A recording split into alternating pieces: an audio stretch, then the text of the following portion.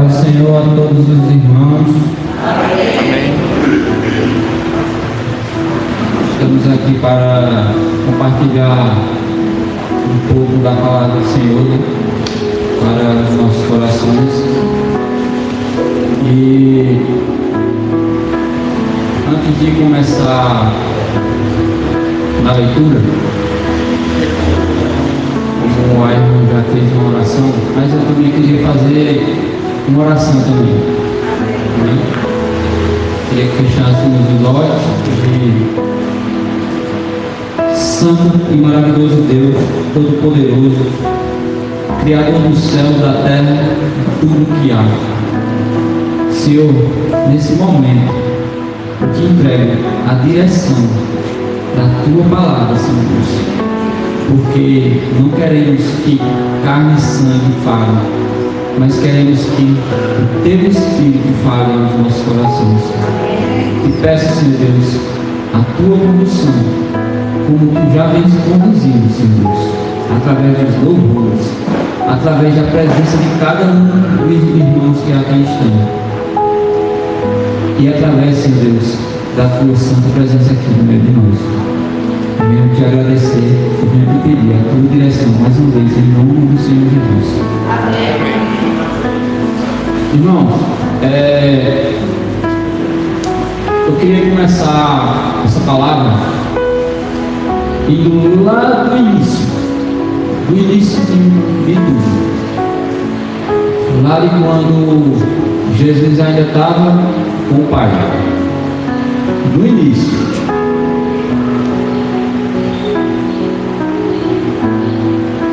Onde teve a velha aliança, o Velho Testamento, né? A gente sabe todas aquelas histórias, todo o agir de Deus ali, grandiosamente. E entre a velha aliança e a nova aliança teve uma distância calculada humanamente aproximada de 400 a 430 anos, que o pessoal chama de o silêncio de Deus. Que ali, o que estava acontecendo ali? Estava sendo preparado, estava sendo feito um pacto ali entre o pai e o filho. Esse pacto era justamente para a vida do nosso Senhor aqui na terra, porque o mundo não estava agradando o Senhor, né? E tudo está debaixo do controle do Senhor, tudo está debaixo da ordem dele. Então, tudo tinha um momento. Então, o momento do Senhor vir foi preparado e foi feito esse pacto. Que pacto foi esse? Enviou o filho dele, como nós sabemos, para todo aquele que crê, né? Não perecer, mas ter a vida eterna. Aí o que acontece ali nesse pacto? Jesus divinamente se transformou em carne e sangue aqui, em nosso meio. Viveu uma vida humana, porém sem pecado, aborrecendo o quê? Aborrecendo a carne, aborrecendo as coisas erradas, aborrecendo os falsos poderes desse mundo, né? Então, o que era que eu queria falar antes de iniciar a palavra era a respeito desse pacto. Foi um pacto que começou lá atrás. Hoje nós somos cristãos, hoje nós servimos ao Senhor. E esse pacto, ele começou lá atrás, há mais de 2000 anos atrás, naquela cruz, aquele sangue derramado.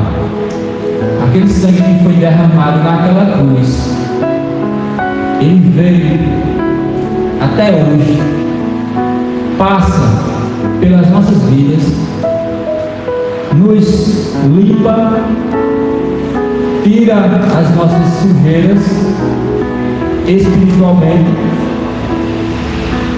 e passa diante da gente. Aquele rastro de sangue, ele vem lá da cruz, passa por nós, nos limpa e passa diante de nós. Vai em frente até o céu. Esse rastro está permanente até o trono do Pai. Ele está lá à direita do trono do Pai, sentado. E esse rastro de sangue ele nos leva até lá. E infelizmente, por conta da corrupção do mundo, do pecado, nós temos outras opções de desvio. Temos outras opções de desvio. E nós não podemos olhar para essas outras opções, apenas olhar para esse rastro de sangue puro que nos leva ao Pai. Amém? Vamos abrir as escrituras do Evangelho de João, capítulo 12.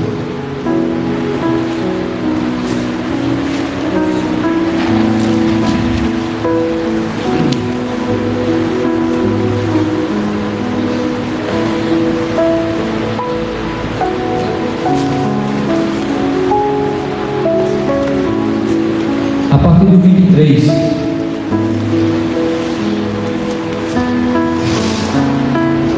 Amém?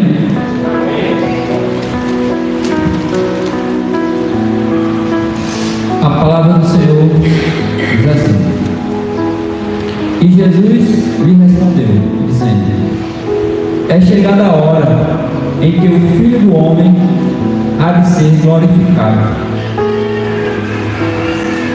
24. Na verdade vos digo, que se o grão de trigo caindo na terra não morrer, fica ele só, mas se morrer, dá muito fruto. Quem ama a sua vida, perdê-la-á. E quem neste mundo aborrece a sua vida, guardá-la para a vida eterna. Se alguém me serve, siga-me. E onde eu estiver, ali estará também o meu servo. E se alguém me servir, meu Pai o honrará. Agora a minha alma está perturbada. Que direi para salvar-me desta hora? Mas para isso vim a esta hora. Pai, glorifica o teu nome. Então veio uma voz do céu que dizia: Já o tenho glorificado, e outra vez o glorificarei. Ora, a multidão que ali estava e que a tinha ouvido dizia que havia sido um trovão. Outros diziam: Um anjo me falou. E respondeu Jesus e disse: Não veio esta voz por amor de mim, mas por amor de vós. Agora é o juízo deste mundo. Será expulso o príncipe deste mundo. E eu, quando for levantado da terra, todos atrairei a mim. E dizia isso significando que morte havia de morrer. Amém? Vamos meditar um pouco nesses versículos. Aqui no 23, Jesus diz assim: que é chegada a hora do Filho do Homem ser glorificado. E aqui no 27 a gente vê, agora a minha alma está perturbada. E que darei eu Pai, salva-me, que direi eu, Pai, salva-me desta hora, mas para isso vim nesta hora. A gente vê que Jesus, ele sabia, ele tem um propósito, ele tinha que cumprir o pacto que ele fez com o Pai, ele sabia o que ia acontecer, mas a gente vê que ele ali naquele momento, ele estava angustiado, ele sabia o que ia passar, ele sabia a dor que ele ia sofrer, ele sabia de tudo que ele ia passar. E a carne, naquele momento, ele mesmo sem pecado, mas ali ele sentiu aquilo ali, a parte humana, a parte carne dele tremeu ali, eu tenho certeza, como tem um versículo que diz que ele, quando estava orando, ele chorou com lágrimas com gotas de sangue, e foi antes de ele ser crucificado. Então, ou seja, Jesus, ele veio a este mundo para cumprir o pacto que foi estabelecido com o Pai, mas mesmo assim, ele sofreu para cumprir esse pacto. Ele foi humilhado, ele foi, vamos dizer assim, ele foi da pior maneira que tem, castigado. Que naquele momento, naquele tempo, a crucificação ela era considerada como quem estivesse ali sobre o madeiro era considerado maldito. E a Bíblia diz que ele se fez maldição por nós. Então, para a gente refletir sobre essa palavra, o que é que eu trouxe, o que é que veio ao meu coração sobre nós cristãos? Primeiramente, que Cristo, ele tem que ser o nosso exemplo, ele tem que ser a nossa base. O que ele andou, o que ele fez aqui na terra, nós também temos que fazer.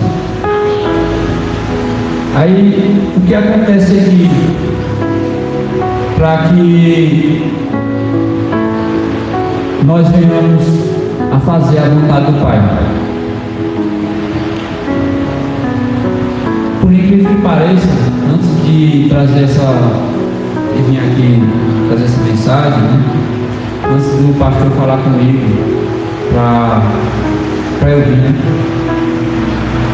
Eu estava lá no quintal de casa, onde eu tenho um lugarzinho onde eu boto algumas plantas para fazer chá, eu gosto de chá. E ali eu tinha botado uma semente de abacate lá. E quando eu estava ali aguando lá, olhando lá, de repente eu olhei que a semente estava nascendo. E quando eu vi aquela semente nascendo, eu me lembrei dessa palavra, que fica aqui no 24, e dessa aqui no 24. Na verdade, nos digo que se o grão de trigo caindo na terra não morrer, fica ele só. Mas se morrer, dá muito fruto. Jesus aqui se referia a ele mesmo. Ele tinha que morrer. Ele tinha que ir para a sepultura para poder ressuscitar, para poder do pacto se cumprir e da graça ser estendida para cada um de nós. Ele tinha que morrer. E da mesma maneira que Jesus teve que morrer para a graça se espalhar para o mundo todo, eu e você também temos que morrer. Nós temos que morrer. Nós temos que morrer para esse mundo. Nós temos que morrer para a nossa carne. Por quê? temos que morrer. Porque se nós não morremos para esse mundo, se nós não morremos para essa carne, a gente fica infrutífero. A gente fica vivendo limitadamente no mundo da carne. A gente fica apenas vivendo o que os nossos olhos enxergam. Mas quando nós passamos a morrer para nós, para nossa carne, para nossas vontades, o que é que acontece? A porta espiritual ela se abre e você começa a dar fruto. Você vai brotar, você vai desenvolver e você vai dar frutos. E não é pouco fruto, não é pouco fruto. É de acordo com o Senhor, com a obra que Ele tem na nossa vida. Mas eu queria dizer a cada um dos irmãos que não é fácil morrer para cá. É uma luta constante, é difícil. Para a gente ver que o próprio Jesus, Ele sofreu e não vai ser diferente com a gente. Não vai ser diferente com a gente, não tem como ser diferente com a gente. O que aconteceu com a vida de Jesus vai acontecer com a nossa. Vai acontecer com a nossa. A gente é preciso morrer para que seja a luz, seja resplandecente em nossas vidas. Eu vejo muita gente aí, muitas vezes, se reclamando dentro de casa: Senhor, salva minha filha, salva meu filho, Senhor, salva meu esposo, Senhor, salva minha esposa, Senhor, salva fulano, salva ciclano. Mas só que ele não morreu para si mesmo ainda. Muitas vezes Deus está querendo uma atitude sua. Deus está querendo que você abandone certas coisas. Deus está querendo que você faça a vontade dele. Por quê? Porque veja aqui no versículo 46. Versículo 46. Olha aí no versículo 46. A palavra diz assim: eu sou a luz que vim ao mundo para que todo aquele que nele crê em mim não permaneça nas trevas. Se Jesus foi luz, nós também temos que ser luz. Nós temos que fazer a diferença dentro da nossa casa primeiro. Nós temos que ser essa luz que Jesus foi para nós. Então nós temos que ser essa diferença dentro da nossa casa. Muitas vezes nós passamos por um momento de raiva, nós passamos por um momento de que o inimigo usa pessoas de dentro da nossa casa e faz a gente perder a cabeça, falar o que não deve, mas muitas vezes é porque nós não estamos verdadeiramente mortos para este mundo. Porque quando a gente morre, a gente pode até se aborrecer, mas a gente vê que aquilo ali é uma ação do inimigo e a gente contorna isso com bem e a nossa casa é transformada.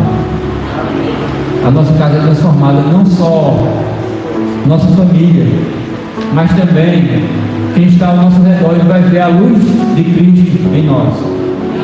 Ele vai ver resplandecer algo que ele não via em você. Aí ele vai ver que realmente esse Deus existe e que está em você. Vamos lá continuando, o versículo 25. Quem ama a sua vida, perdê-la-á. E quem aborrece a sua vida, guardá-la para a vida eterna. Então nós vemos aqui que quem ama a sua vida vai se perder, está perdido. Quem ama a sua vida, ele não tem como agradar a Deus. Não tem como agradar a Deus, porque ele está amando o que é terreno. Mas quem neste mundo aborrece a sua vida, aborrece, significa constranger, fazer aquilo que você não estava querendo fazer, incomodar mesmo, incomodar, dizer assim: Senhor, eu quero fazer isso, mas como tu não queres, eu não vou fazer. É simplesmente se negar a você mesmo, é você aborrecer a sua vida, é você deixar de fazer a sua vontade para fazer a vontade do Senhor. Porque eu tenho certeza que eu sei que Jesus era puro e santo, e né? Porém, eu tenho certeza que muitas vezes ele teve vontade de fazer outra coisa, mas deixou de fazer para fazer a vontade do Pai, porque a prioridade dele era o Pai. Então a nossa prioridade também tem que ser o Pai. E como nós podemos ter o Pai como prioridade? A gente acompanhando o Filho. E ele diz assim, ó: se alguém me serve, siga-me. Como é seguir Jesus? É justamente o que a gente falou, está falando aqui. É a gente ir de acordo com os passos que Jesus está dando, que Jesus deu. Nós vamos olhando para os passos dele e seguindo, lutando contra nós, primeiramente, e depois contra o mundo, contra também as ações de Satanás.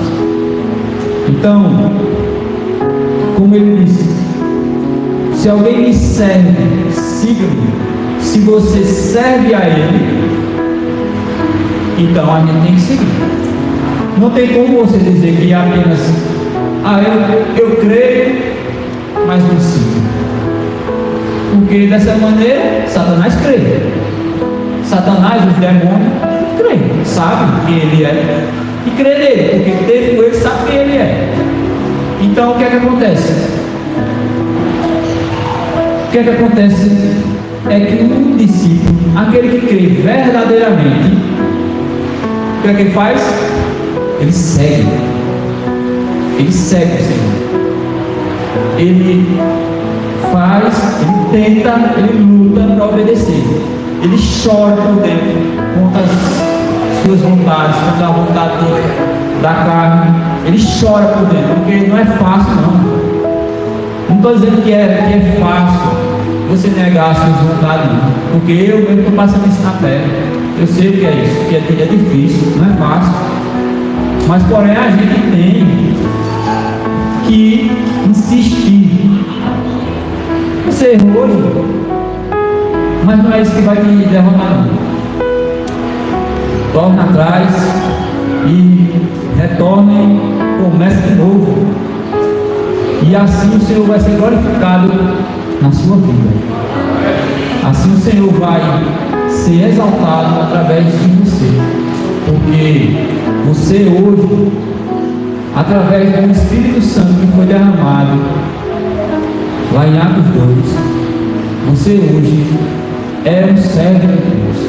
Você hoje é um ungido, é um escolhido do Senhor. E que cada um de nós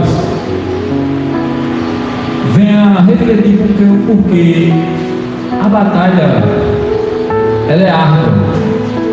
Ela é enquanto nós estivermos aqui. Ela é árdua. Porque eu queria dizer aos irmãos o seguinte, que O Senhor, eu queria que um irmão aí abrisse Filipenses, capítulo 1, versículo 6. E outro irmão abrisse aí Romanos 8, 29 a 30. Primeiro Filipenses.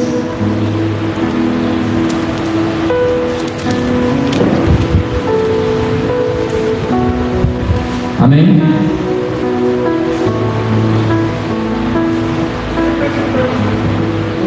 Filipenses 1, versículo 6.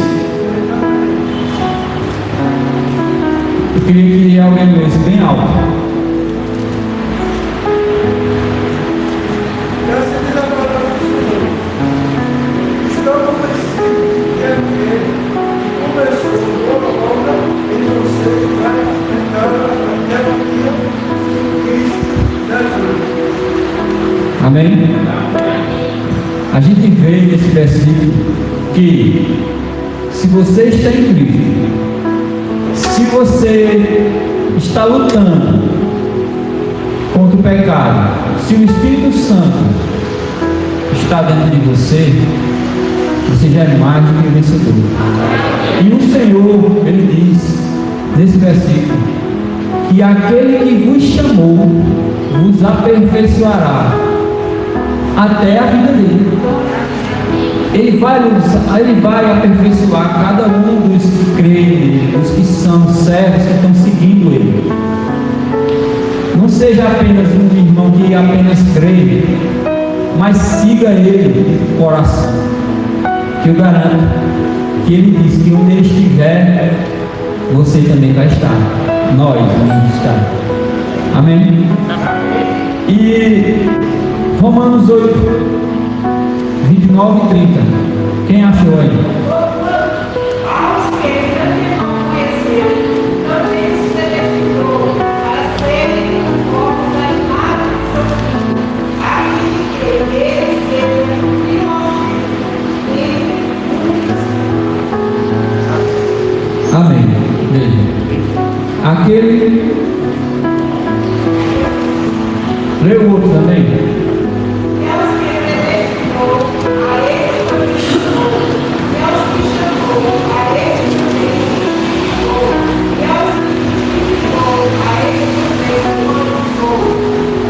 A gente vê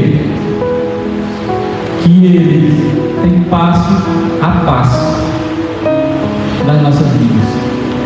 A hora do chamado, a hora da justificação. Primeiro, né? Predestinou. Ele predestinou. Se você está aqui, para a gente ver que nós estamos apenas seguindo os passos de Cristo. Jesus, Ele foi predestinado a vir à terra. Já tem lá em Gênesis falando isso, que Ele virá pisar na cabeça da serpente. Então veja, desde Gênesis, desde os que antes haver, Ele já estava predestinado para vir à terra, para cumprir tudo isso que Ele cumpriu aqui, na terra, por cada um de nós. E da mesma maneira que Cristo foi predestinado para cumprir, eu e vocês fomos também predestinados para isso. Nós fomos predestinados para que a vontade do Senhor seja feita na nossa vida. E fala também justificados. Como justificados? Justificados porque pelo selo do Espírito Santo. Aquele Espírito que foi derramado lá em Atos 2, que está sobre a minha e sobre a sua vida, Ele é quem nos sela para a salvação. Está dizendo, olha, você está selado. selado para a salvação. O inimigo ele vai trazer palavras de desânimo para você, vai dizer que você vai para o inferno, que você vai se perder, que você é isso, que você é aquilo. Mas você já é mais do que vencedor. Por Cristo, por aquele que nos amou e se entregou naquela cruz. Amém? Então a gente vê que Deus, ele, e outra, depois, nesse versículo final, ele fala glorificou. Glorificou. Esse glorificar significa quando a gente for exaltado, quando a gente estiver com Ele, quando a gente estiver nos céus com Ele, estiver nas alturas celestiais com o Senhor. Aí a gente vai ser glorificado. Isso aí é uma promessa dele. Aqueles que estiverem com Ele, aqueles que foram predestinados, foram justificados e também vão ser glorificados através do sangue que foi derramado na cruz. Então, eu queria que os irmãos soubessem que nós já somos bem mais do que vencedores. Mas não deixe que essa vida atrapalhe a sua relação com Deus. Não deixe que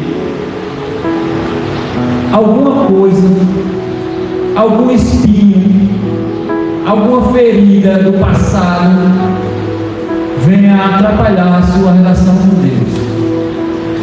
Vamos cada vez mais buscar o Senhor de todo o coração, tentar agradar a Ele. Amém? E eu queria fazer mais uma leitura que fica em 1 Coríntios, capítulo 15. 1 Coríntios, capítulo 15.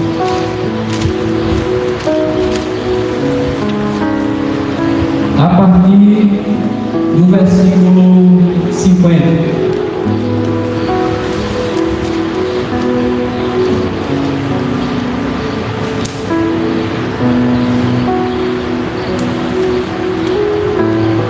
Amém?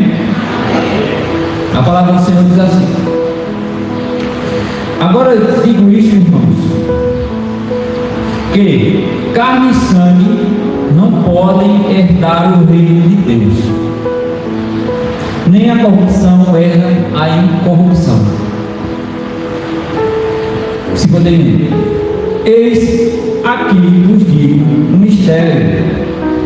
O apóstolo Paulo, usado pelo Espírito Santo, revela: eis aqui vos digo um mistério. Na verdade, nem todos dormiremos, mas todos seremos transformados no momento, num abrir e fechar de olhos, ante a última trombeta, porque a trombeta soará, e os mortos ressuscitarão incorruptíveis, e nós seremos transformados. Aqui a gente vê o Senhor dizendo que carne e sangue não tem como entrar nos céus, não tem como você estar com Deus em carne e sangue. Esse corpo ele vai se transformar em um corpo de glória. Aí aqui a gente vê que ele fala que primeiro os mortos vão ser arrebatados, os mortos em Cristo. E a gente vê aqui também que ele diz o seguinte, ó: num abrir e fechar de olhos. Aí muita gente tem a interpretação do arrebatamento secreto, que vai subir aqui no estralar do dedo e estar lá com o Senhor, e a terra vai ficar aqui passando por grande tribulação, e você vai estar lá vivendo luxo, vivendo a coisa maravilhosa que Deus reservou enquanto outros vão estar aqui sofrendo, morrendo. Só que a gente vê aqui que aqui diz: não abrir e fechar de olhos ante a última trombeta. O que é que ele quer dizer aqui? Ante a última trombeta, que é durante ou então na última trombeta que ele vem. Ele não vem antes, não tem como ele vir antes. E a última trombeta, quando ela for soada, já tem passado as outras 6 trombetas. E as outras 6 trombetas é muito sofrimento, é muita coisa, muita perseguição. Aí, para a gente ver que essa questão de arrebatamento secreto, ela não é bíblica, né? Aí o que é que acontece? Quando ele diz aqui, ó: os mortos ressuscitarão incorruptíveis e nós seremos transformados. Nós quem? Os irmãos cristãos que estiverem vivos nesse momento vai ser transformado e vai estar com o Senhor. Lá em Mateus 24 diz que esse arrebatamento será o Senhor que enviará anjos e vai buscar cada um dos servos de Deus para estar com ele nas nuvens. Então, mas o que é que eu quero? Aí veja só, porque no 53, porque convém que isto que é corruptível se revista da incorruptibilidade, e que isto que é mortal se revista da imortalidade. E quando isto que é corruptível se revestir da incorruptibilidade, isto que é mortal se revestir do que é imortal, então cumprir-se a palavra que está escrita: tragada foi a morte e a sua vitória. Tragada foi a morte na vitória. Ou seja, aquilo que Jesus cometeu lá na cruz por nós, ele já condenou, já foi condenado. A morte, o inferno, Satanás, os anjos caídos que foram lançados por ele, já estão todos condenados. E ali, quando Jesus disse: está consumado, ali acabou-se para Satanás. O que ele está fazendo, o que ele pode fazer aqui é tentar nos atrapalhar. O que ele pode fazer aqui é tentar tirar a nossa visão do alvo e desviar a nossa visão, para que a gente venha se distanciar. Mas aquele que está em Cristo, ele pode até falhar, ele pode até cair, mas Deus levanta ele e põe ele no caminho, e ele um dia vai participar dessa palavra aqui, que está dizendo essa palavra. Vai ter aquele que é corruptível, vai ser revestido da incorruptibilidade. Ou seja, ele, um corpo que apodrece, não vai mais poder apodrecer. Ele vai ser limpo, ele vai ser purificado, ele vai estar em corpo de glória. Eu me lembro, nessa palavra, eu me lembro que a minha filha, a menor, Heloísa, ela disse o seguinte: eu estava dentro do carro com ela, dirigindo. Aí ela olhou para mim e disse assim: pai, eu converso muito essas coisas com ela. Aí eu disse assim: pai, ela disse: pai, quando Jesus vir buscar a gente, as nuvens vai poder ir com a gente lá em cima? Ela fez essa pergunta, né? Ela não vai aguentar o peso da gente lá em cima. Aí foi onde eu falei a ela a respeito desse corpo transformado, um corpo espiritual, em que a gente vai estar lá e não vai ter peso. Amém? Amém. Aí, vamos continuar aqui. 56. Ora, o aguilhão da morte e o pecado, e a força do pecado é a lei. Mas, graças a Deus, que nos dá a vitória por nosso Senhor Jesus Cristo. Portanto, meus amados irmãos, sede firmes e constantes, sempre abundantes na obra do Senhor, sabendo que o vosso trabalho não é vão, Senhor. Amém. Eu vou repetir novamente essa palavra. E eu quero que vocês retenham essa palavra para vocês. Mas, graças a Deus, que nos dá a vitória por nosso Senhor Jesus Cristo. Ou seja, nós já somos vencedores. A gente pode sofrer, a gente pode chorar, a gente pode gritar, mas nós já somos vencedores por conta de Cristo Jesus, nosso Senhor. Portanto, meus amados irmãos, sede firmes e constantes, sempre abundantes na obra do Senhor.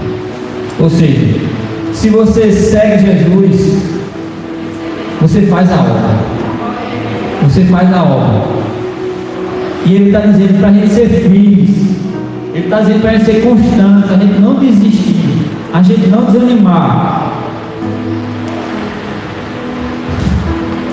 Sabendo que o vosso trabalho não é vão no Senhor.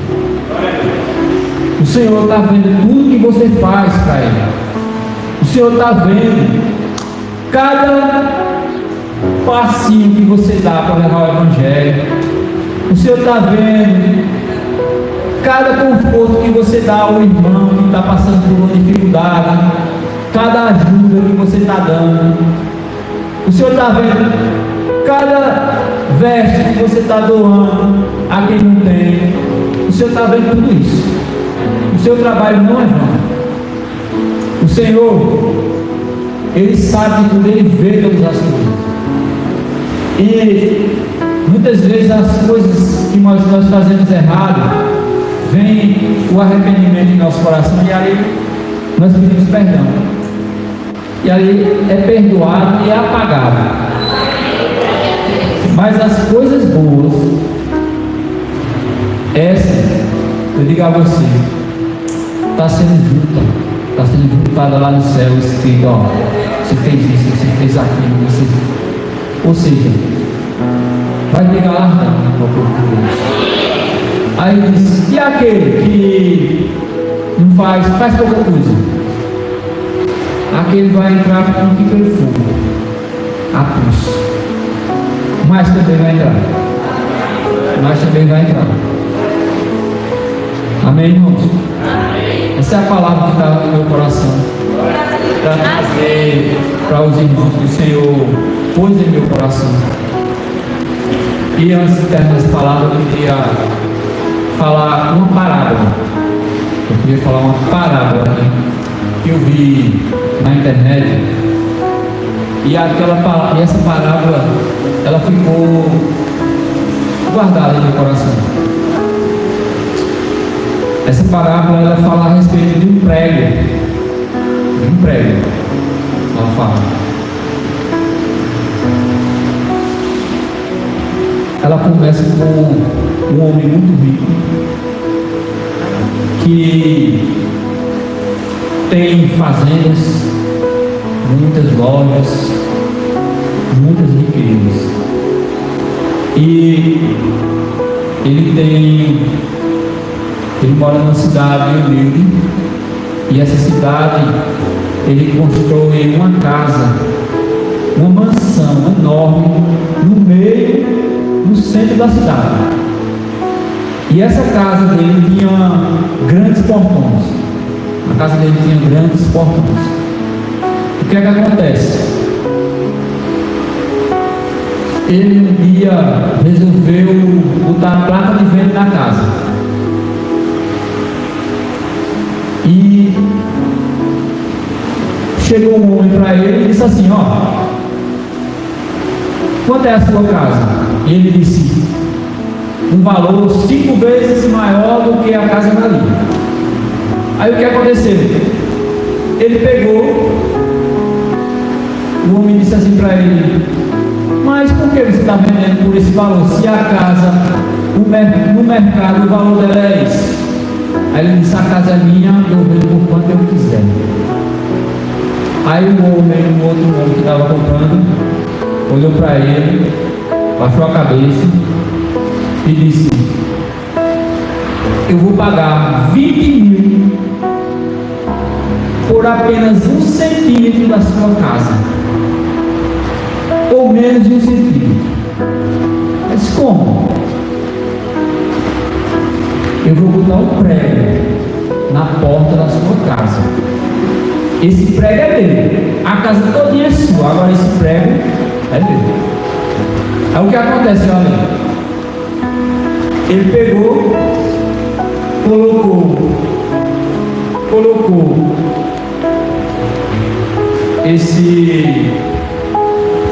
fizeram um contrato.